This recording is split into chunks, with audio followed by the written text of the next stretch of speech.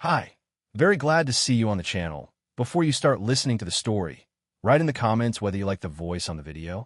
The night was supposed to be a celebration. My brother's bachelor party. A house full of friends, drinks flowing, laughter bouncing off the walls.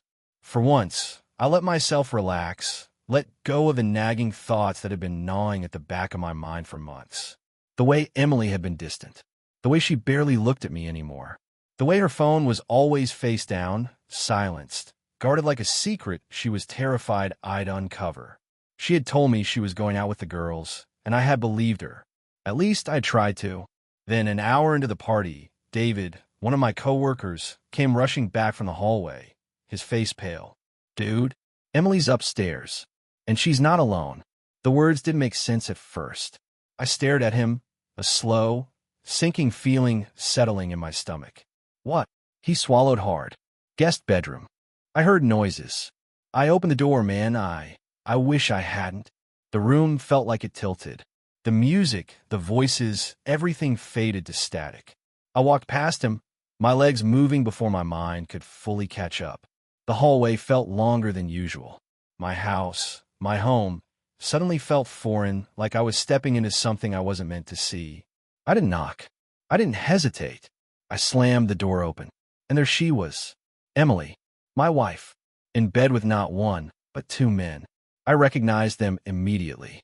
Ryan, my coworker, the guy I had recommended for a promotion last year. And the other? The damn cable technician who had been in our house last week, fixing the Wi-Fi. For a long moment, nobody moved. Emily gasped, scrambling for the sheets, eyes wide with shock and horror. "Jake!" I held up a hand, stopping her. Then, I did the last thing she expected. I pulled out my phone, snapped a photo of the scene, and without a word, sent it to her family group chat. The silence in the room was suffocating. Ryan shot out of bed like he had been electrocuted, stammering, "Man, I didn't know." "Shut up," I said calmly. The cable guy grabbed his clothes in a panic, mumbling something about a mistake. Emily, shaking now, reached for me. "Jake, please, let's talk." I stepped back, staring at her with something close to pity. "Talk? Like the way you talked before sneaking upstairs while my friends were downstairs." She opened her mouth, then closed it. She had nothing. No excuse, no defense. I turned around and walked out, back to the party. Everyone was staring at me. I grabbed a beer from the counter, raised it, and said, to my soon-to-be ex-wife, who couldn't even wait until I left the house. The room exploded. Laughter. Shouts. A few guys booed. David clapped me on the back. Emily came running down the stairs, wrapped in nothing but a sheet, eyes wild with desperation. "Jake, please. We can fix this." I smirked. "You can fix it with them." I pointed at Ryan and the cable guy, who were pathetically trying to sneak out. Then I reached into my bag, pulled out a folder, and tossed it onto the table. "Divorce papers. Already signed. Have fun explaining this to your parents." She fell to her knees, tears streaming down her face. "Jake," I turned to my friends. "Who's ready for an after-party?" They cheered, and as Emily sobbed on the floor, I walked outside, feeling lighter than I had in years. The moment the divorce papers hit the table, the house erupted into chaos. My friends cheered, raising their drinks, clapping me on the back, as if I had just won a championship. Maybe I had. Maybe walking away from Emily was the biggest victory of my life. Emily, still on her knees, her face twisted in panic, scrambled forward, clutching at the papers like she could physically hold our marriage together. "Jake, please," she pleaded, her voice shaking. "You don't have to do this." I looked down at her, and for the first time in years, I felt absolutely nothing. No sympathy, no second-guessing. Just the cold realization that this woman had never truly loved me. If she had, she wouldn't have done this. I took a slow sip of my beer and exhaled. "I didn't do this, Emily. You did." Ryan was already halfway out the door, shirt untucked, face pale, muttering weak excuses under his breath. The cable guy, who looked like he wanted to vanish in a thin air, followed him out without a word. "Cowards." Emily pushed herself up, wrapping the sheet tighter around her. "I was drunk, Jake. I wasn't thinking." I cut her off with a sharp laugh. "Oh, come on. Drunk? That's the best you've got?" You weren't drunk when you told me you were going out with your friends tonight. You weren't drunk when you planned this. I gestured around the house, the home we had built together, now tainted by her betrayal. You just thought I was stupid enough to never find out. She shook her head frantically, her hands trembling. It didn't mean anything. Right, I said coolly. So that makes it better? The room had fallen into a strange kind of silence. The party was still going, but my friends were watching, some with morbid curiosity, others with barely contained anger on my behalf. David stepped forward, arms crossed. Jake, you good, man? I nodded, setting my beer down. Yeah, just making sure Emily understands that whatever we had is over. Emily sniffed, wiping at her face, her entire body shaking now. Jake, don't do this. Please, we can fix this. I don't even know why I held up a hand. Stop. Just stop. Her mouth snapped shut. I tilted my head, studying her. You don't get to beg now. You made your choice, and now you're going to deal with the consequences. Her breathing was uneven, her chest rising and falling like she was fighting back a breakdown. What do you want me to say? That I'm sorry? I am. But there is no but. Emily, I interrupted. There's just the truth. And the truth is, you threw away our marriage for nothing. Her shoulders slumped. She looked exhausted, drained, as if reality was finally sinking in. Jake, I still love you. I let out a hollow laugh. You don't even respect me. And without that, love is worthless. She winced like the words had physically hurt. But it didn't matter anymore. She had spent years treating me like an afterthought, belittling me, making me feel like I wasn't enough. And now she was finally seeing the version of me that refused to be stepped on. I turned to the front door and gestured. Get out. Her lips parted in disbelief. What? You heard me, I said, my voice steady. Get out. Jake, please, she whispered, reaching for my arm. I stepped back before she could touch me. No, you don't get to cry your way out of this. You don't get to act like the victim. I pointed to the door again. Get out of my house. Tears ran down her face, but she didn't move. David sighed heavily. You heard him, Emily. He nodded toward the door. Get out before he drags you out. For a moment, I thought she might fight it. That stubborn streak of hers, the one that had always made her believe she was above consequences, flickered in her expression. But then she saw my face, calm, unmoving, done, and she broke. She let out a shaky breath, then turned and walked toward the door. Every step was slow, hesitant, like she was hoping I'd stop her, tell her this was all just a scare tactic. I didn't. She reached the door, paused, and looked over her shoulder. Is this really it? I met her gaze. It was over the second you let them into our bed. Her breath hitched. Without another word, she stepped outside, the door closing behind her with a quiet finality. The second she was gone, the room exploded with noise. Cheers, laughter, the clinking of beer bottles. David threw an arm around my shoulder, grinning. Man, that was the most satisfying thing I've ever seen. I exhaled slowly, my chest feeling lighter than it had in years. Yeah, I reached for my drink. It was, wasn't it? The music turned up, the energy in the room shifting. The weight of Emily's presence was gone, and in its place was something I hadn't felt in years. Freedom. I lifted my beer, smirking, to fresh starts.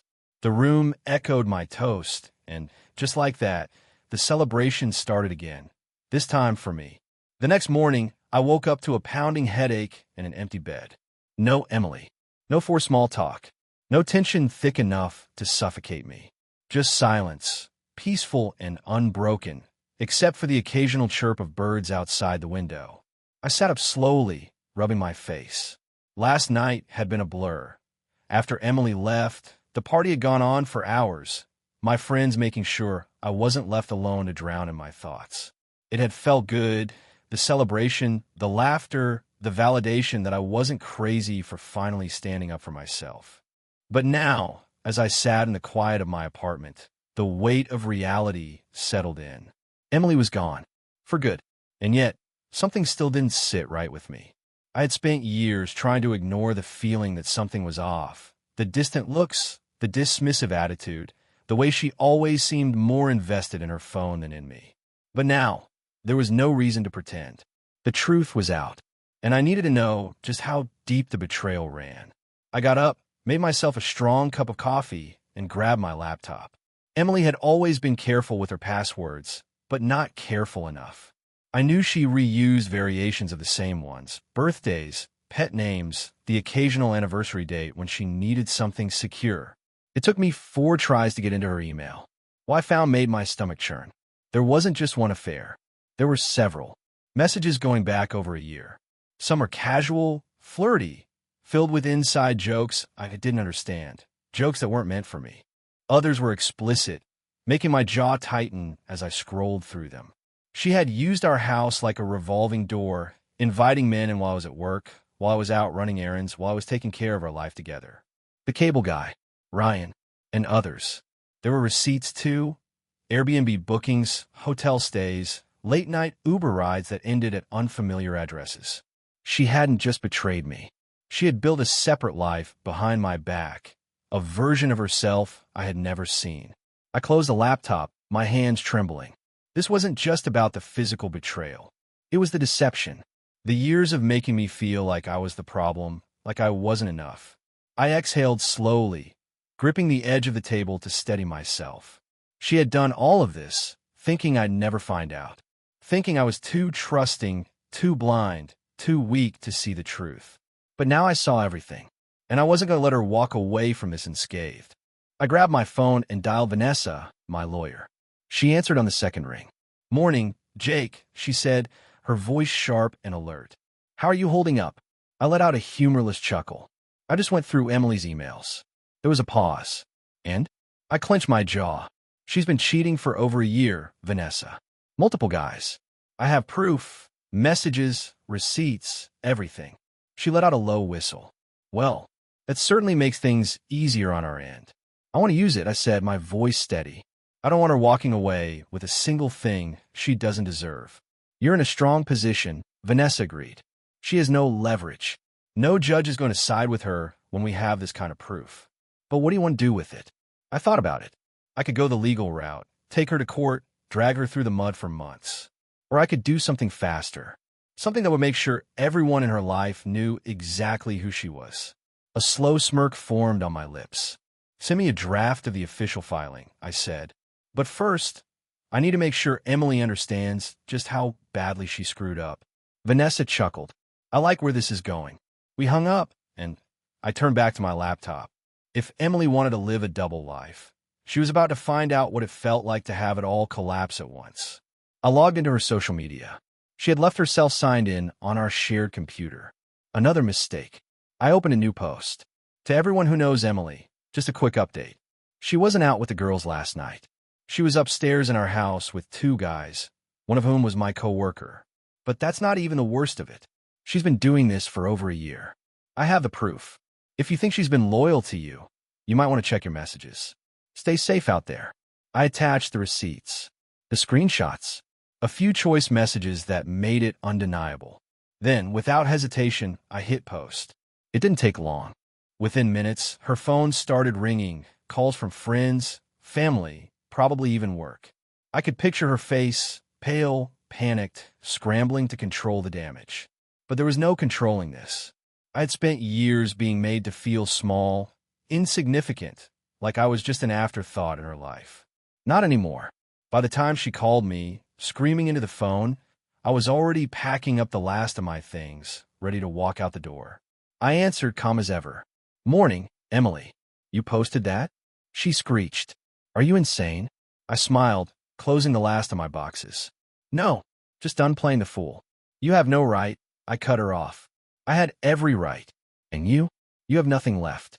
She let out a furious sob, but I didn't care. For once, I was the one in control. I hung up, grabbed my bag, and walked out without looking back. I was done. And Emily? She was finally facing the truth she had spent so long trying to hide. The next morning, I woke up to a pounding headache and an empty bed. No amity, no forced small talk, no tension thick enough to suffocate me. Just silence, peaceful and unbroken, except for the occasional chirp of birds outside the window. I sat up slowly, rubbing my face. Last night had been a blur. After Emily left, the party had gone on for hours, my friends making sure I wasn't left alone to drown in my thoughts. It had felt good, the celebration, the laughter, the validation that I wasn't crazy for finally standing up for myself. But now, as I sat in the quiet of my apartment, the weight of reality settled in. Emily was gone. For good. And yet, something still didn't sit right with me. I had spent years trying to ignore the feeling that something was off. The distant looks, the dismissive attitude, the way she always seemed more invested in her phone than in me. But now, there was no reason to pretend. The truth was out, and I needed to know just how deep the betrayal ran. I got up, made myself a strong cup of coffee, and grabbed my laptop. Emily had always been careful with her passwords, but not careful enough. I knew she reused variations of the same ones. Birthdays, pet names, the occasional anniversary date when she needed something secure. It took me 4 tries to get into her email. What I found made my stomach churn. There wasn't just one affair. There were several. Messages going back over a year. Some were casual, flirty, filled with inside jokes I didn't understand. Jokes that weren't meant for me. Others were explicit, making my jaw tighten as I scrolled through them. She had used our house like a revolving door, inviting men in while I was at work, while I was out running errands, while I was taking care of our life together. The cable guy, Ryan, and others. There were receipts too. Airbnb bookings, hotel stays, late-night Uber rides that ended at unfamiliar addresses. She hadn't just betrayed me. She had built a separate life behind my back, a version of herself I had never seen. I closed the laptop, my hands trembling. This wasn't just about the physical betrayal. It was the deception, the years of making me feel like I was the problem, like I wasn't enough. I exhaled slowly, gripping the edge of the table to steady myself. She had done all of this, thinking I'd never find out, thinking I was too trusting, too blind, too weak to see the truth. But now I saw everything, and I wasn't going to let her walk away from this unscathed. I grabbed my phone and dialed Vanessa, my lawyer. She answered on the second ring. "Morning, Jake," she said, her voice sharp and alert. "How are you holding up?" I let out a humorless chuckle. I just went through Emily's emails. There was a pause. And? I clenched my jaw. She's been cheating for over a year, Vanessa. Multiple guys. I have proof, messages, receipts, everything. She let out a low whistle. "Well, that certainly makes things easier on our end." "I want to use it," I said, my voice steady. "I don't want her walking away with a single thing she doesn't deserve." "You're in a strong position," Vanessa agreed. "She has no leverage. No judge is going to side with her when we have this kind of proof." "But what do you want to do with it?" I thought about it. I could go the legal route, take her to court, drag her through the mud for months. Or I could do something faster. Something that would make sure everyone in her life knew exactly who she was. A slow smirk formed on my lips. "Send me a draft of the official filing," I said. "But first, I need to make sure Emily understands just how badly she screwed up." Vanessa chuckled. "I like where this is going." We hung up, and I turned back to my laptop. If Emily wanted to live a double life, she was about to find out what it felt like to have it all collapse at once. I logged in her social media. She had left herself signed in on our shared computer. Another mistake. I opened a new post. "To everyone who knows Emily, just a quick update. She wasn't out with the girls last night. She was upstairs in our house with 2 guys, one of whom was my coworker.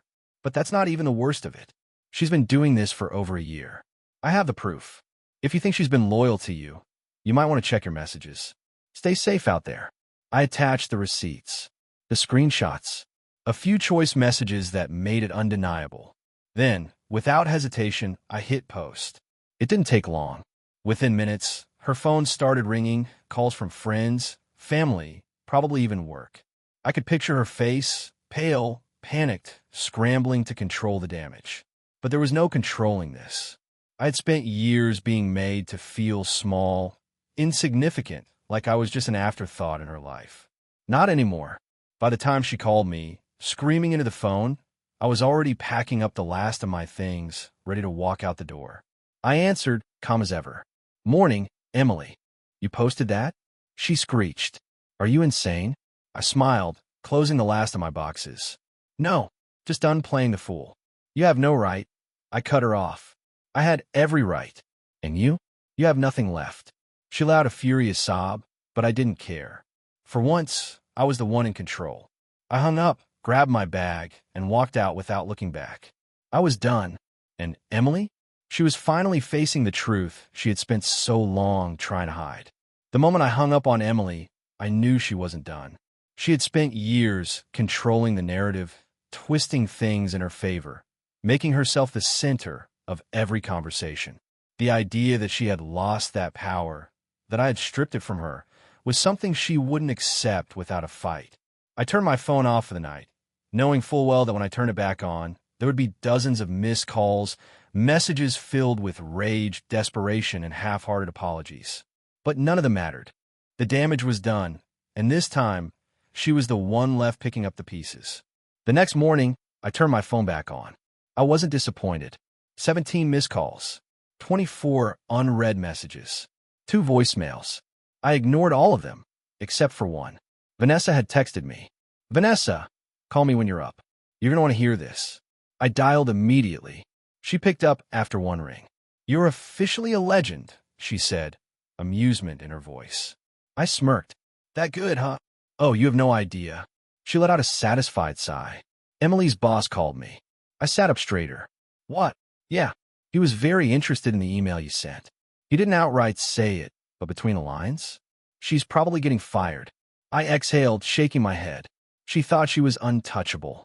She acted like she was untouchable, Vanessa corrected. She built this image of herself as this perfect, hard-working woman. Now everyone knows the truth. I leaned back, rubbing a hand over my jaw. What's next? Well, legally, the divorce is moving fast. She's not contesting anything. She can't. You have too much evidence. She's losing this case, Jake. Badly. I smiled. Good. But Vanessa hesitated. She's fighting for one thing. The house. I scoffed. No way in hell she's getting it. That's what I told her lawyer, Vanessa said. Her argument is that since she spent more money on it, she should get to keep it. I laughed dryly. She used our money. That house was ours, until she turned it into a damn motel. Exactly, Vanessa said. That's why I told them we'd be declining that offer. If she wants a house, she can find one with whatever money she has left after she's jobless. The satisfaction in my chest burned hot. Emily had spent years looking down on me, acting like I was just there, like I was lucky to be with her. Now, she was watching everything slip through her fingers. After I got off the phone with Vanessa, I grabbed my keys and headed out. There was still one final thing I needed to do. I pulled up outside a familiar restaurant, a fancy place that Emily and I had gone to on special occasions. Now, it was just another reminder of her lies. I walked inside, scanning the room. Then I saw him. Ryan, my former co-worker. My friend.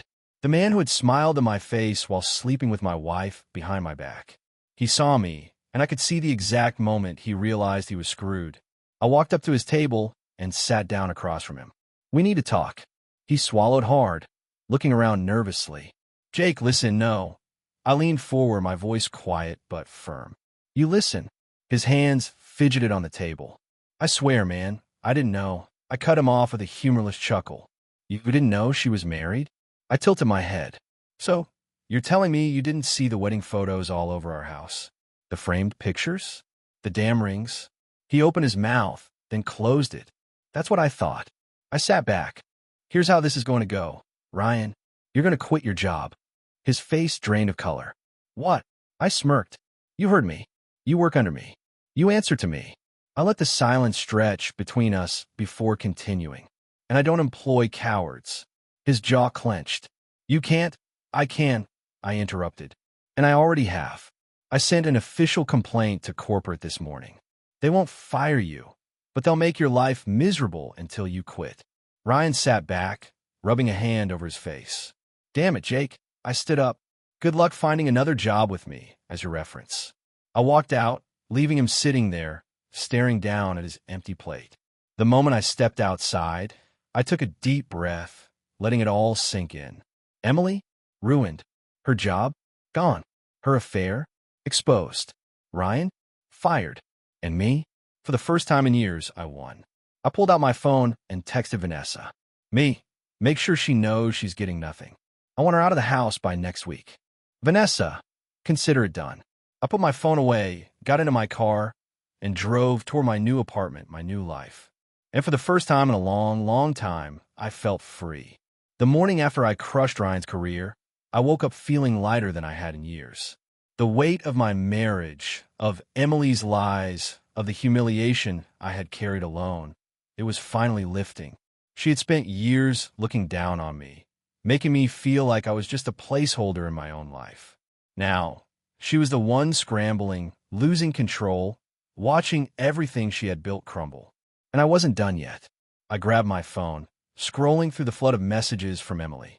Emily, you're taking this too far. Emily, Jake, please. We could talk about this. Emily, you're ruining my life over one mistake. Emily, answer me. I smirked. One mistake? That was Rich. She had made dozens of mistakes. And now that she was finally facing consequences, she wanted to talk. I ignored her and dialed Vanessa. She picked up immediately. You're calling earlier than I expected, she said. I assume you're ready for some good news? I leaned back against the couch, grinning. Always. She's officially out of the house, Vanessa said. Her lawyer reached out this morning. Emily signed the agreement.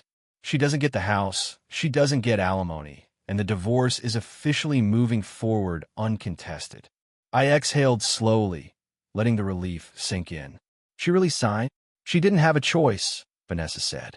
With all the evidence you have, she knew fighting would only drag this out and make her look worse. I laughed. That's the smartest decision she's made in years. Vanessa chuckled. I'd say so. But there's one last thing you should know.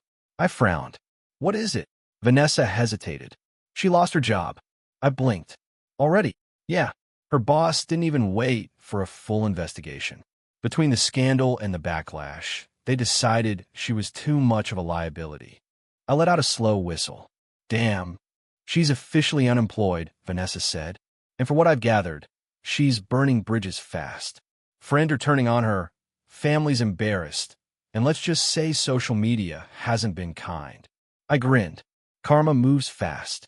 She brought this on herself, Vanessa said. And now, all that's left is to finalize the paperwork. You're about to be a free man, Jake. I hung up feeling something I hadn't felt in a long, long time. Peace. That afternoon, I drove to the house one last time. The locks had already been changed, but I wanted to make sure Emily had truly left. The place was empty, soulless. No furniture, no warmth. Just a shell of what it used to be. I stepped inside, walking through the space, remembering all the years I'd spent here trying to convince myself that things would get better. I walked upstairs, stopping at the bedroom door. This was where I had found her, tangled in the sheets with two other men. The image flashed in my mind, but this time it didn't bring anger. Just finality. I pulled out my phone and sent a single text to Vanessa. Me, sell the house. It wasn't my home anymore. That night, as I sat in my apartment, drinking a beer and watching a game, my phone buzzed. Emily. I stared at the screen for a long moment before finally answering. Her voice was shaky. Jake, can we talk? I took a sip of my drink. What's there to talk about? I lost everything, she whispered. My job, my friends. I have nothing. I didn't say anything. I don't know where to go, she continued. I don't even have enough for rent. My parents barely talk to me anymore. Please. Jake, I know I hurt you, but I never thought it would end like this. I closed my eyes, taking in the desperation in her voice. The same woman who once treated me like I was lucky to be with her was now on the other end of the line, begging. I let the silence stretch, making sure she felt it. Then I exhaled slowly. Emily. She sniffled. Yeah. I smiled. This isn't my problem. I hung up. For the first time in my life, I was truly, completely free. And Emily? She was finally facing the consequences she had spent years avoiding. Emily always prided herself on being in control. She controlled conversations, controlled perceptions, controlled the people around her with just the right mix of charm and manipulation. But now, for the first time, she had lost that control, and she was unraveling fast. I could see it in the messages she sent, the desperate calls, the way her words flipped between anger and pleading, between denial and regret. She wasn't just losing her husband. She was losing everything she had built her identity around. And I wasn't going to save her. The morning of our first official legal meeting, I walked into Vanessa's office feeling lighter than I had in years. I had dressed well, something I hadn't done often in my marriage, because Emily always found some way to tear me down. Why are you trying so hard? No one's looking at you. But today, I wanted to be seen. I wanted her to see the man she had underestimated for years, the man who had finally stopped putting up with her lies. Vanessa greeted me with a smirk. Ready to watch her squirm? I chuckled. More than ready. Emily was already in the conference room when we walked in, sitting stiffly next to her lawyer, a middle-aged man who looked like he was already regretting taking her case. She looked different, thinner, tired, like the weight of everything was finally settling on her shoulders. For a brief second, I almost felt sorry for her. Then I remembered the way she had laughed at my expense in front of friends, the way she had treated me like an afterthought, the way she had cheated in our own house. The sympathy evaporated. She looked up at me, her eyes filled with something unreadable. Jake. I ignored her and took my seat. Her lawyer cleared his throat. All right, let's begin. We have reviewed the divorce settlement and have a few items to discuss. Vanessa cut in smoothly. No, we don't. The lawyer blinked. Excuse me. The settlement is fair, Vanessa said, tapping the papers in front of her. Jake has already taken his half of the savings. The house is being sold. There's no alimony request because Emily doesn't qualify for it. Emily's jaw tightened. I contributed more financially. I finally spoke, my voice calm but firm. You also cheated repeatedly and used those finances for your affairs. So if you want to discuss fairness, we can bring up the years of evidence I have. Her lips pressed into a thin line. She knew she had no leverage. Her lawyer sighed. Emily would like to contest the asset division. No, she wouldn't, Vanessa interrupted. Because if we take this to court, we'll subpoena financial records, and I'm guessing her employer wouldn't appreciate knowing where some of that company money went. Emily paled. That's not necessary. Her lawyer gave her a sharp look. Emily, we discussed this. I said it's fine, she snapped, then inhaled sharply, forcing herself to calm down. I watched the interaction with detached amusement. Emily hated losing, hated not having the upper hand, but she knew fighting this would only make things worse for her. Vanessa folded her hands. Then I assume we're in agreement? Emily's fingers trembled as she reached for the pen in front of her.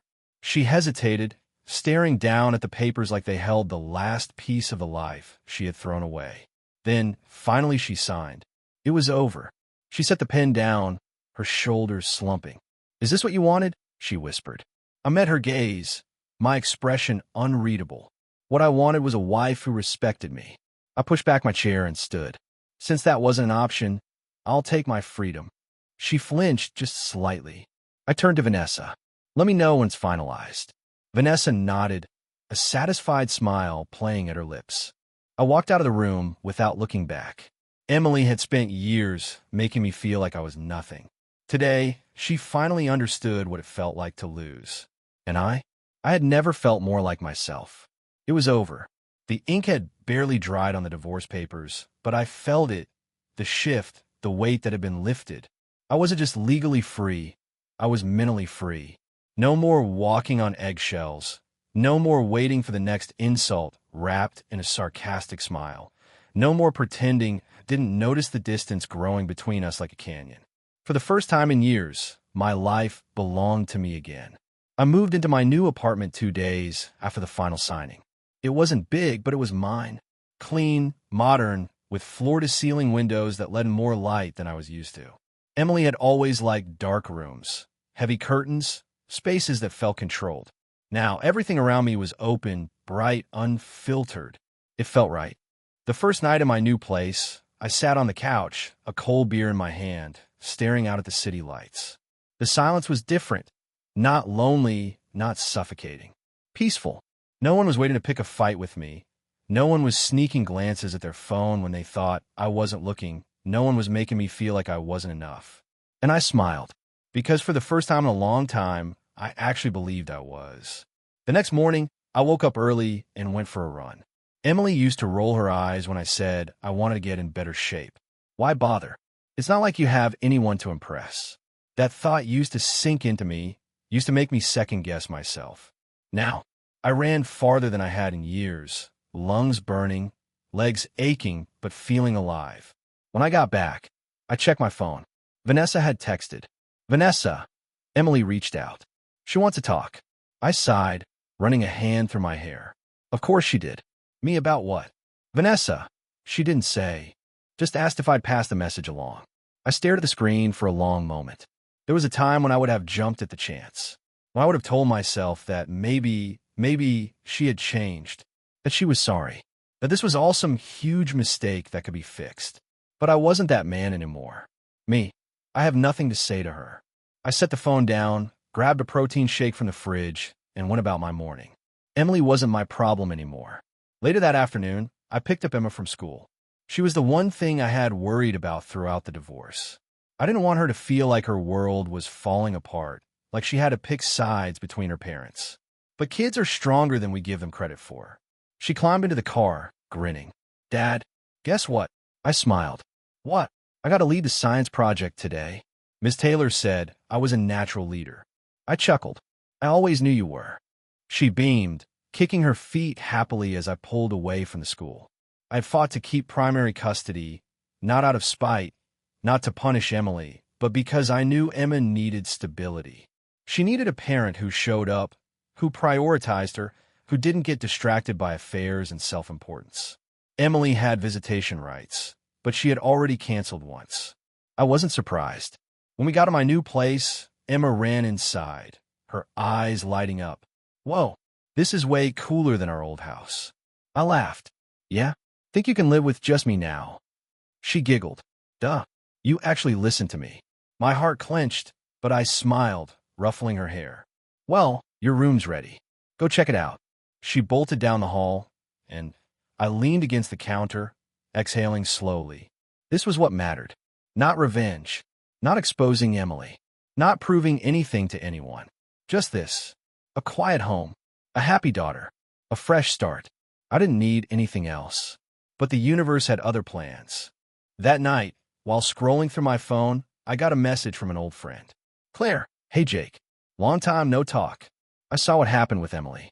Just wanted to check in and see how you're holding up. Claire, my college friend. The one person who had always seen through Emily's facade before I did. I hesitated, my fingers hovering over the screen. Then I smiled. Me, hey Claire. I'm doing better than I have in years. Want to catch up sometime? Maybe my fresh start wasn't just about rebuilding what was broken. Maybe it was about something new. Thank you for listening to the end. I hope you enjoyed it very much. Don't forget to give a like and tell us in the comments what you would do in such a situation.